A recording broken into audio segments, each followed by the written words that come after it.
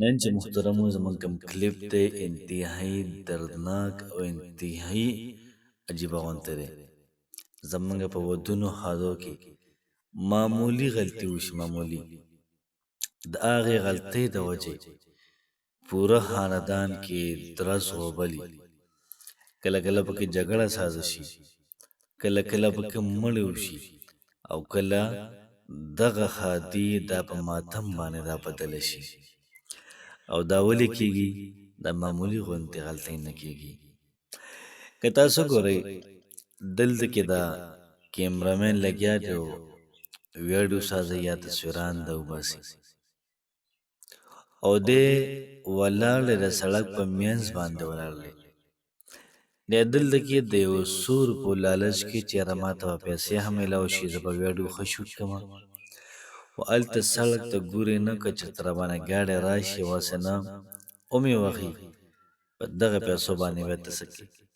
او کېدی شي د دغه ورځې کومه دیاړي ده او بیا نه تا ته میلاو شي او نه بیا ستا بچو ته میلاو شي، بس روډ کې یو سایډ ته به کېدي او خپل کار کوه.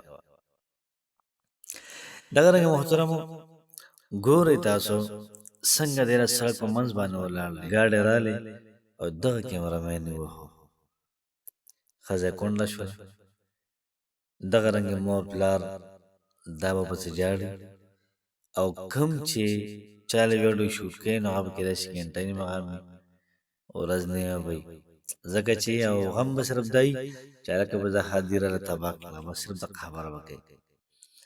او ستاسو په جان باندې په جسم باندې بیا چا پروا هم ده نه.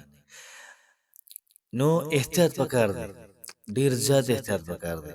چې کله احتیاط ونه شي نو بیا یې واده په غم بدلېږي. کله کله ډریوران کوشش کوي هغوی دا ګاډي ځغلی ګاډي، نو چې کله ګاډی واوړي نو بیا وایي چې ناوې سپېره وه، سپېره خو ته لږ سم ګرځه که نه. اوس غلطي د ډریور یي او چې ګاډی واوړي یا اکسیډنټ وشي بیا ناوې سپېرئ، عجیبه غونته کار دی یار. کله واده هدي مخکې نه ټول خلکه او د اطلاع پکار ده چې ګوره زموږ جنج طریقه کار به د نور نه لږ مختلف وي، موږ به په سکون سره ځو، په سکون سره دا بس راځو، ګاډي به ځغلو نو ښه په ارام په لار باندې نور څومره ګاډي تېرېږي هغوی ته مونږ لاره ورکوو. دغه رنګې مخکې کېدل وروسته کېدل دغې سې پسې به نه کوو، بس ښه په سکون سره ښه په ارام سره تماشه کوئ، ستاسو ژوند دا هم ټکي. او دغه رنګې د نورو خلکو وي ځکه ژوند ډېر قیمتي دی، دا زندګي بیا نه راځي. کوشش کوئ په ودونو کې په ښادو کې د غلطیو نه ځان ساتئ.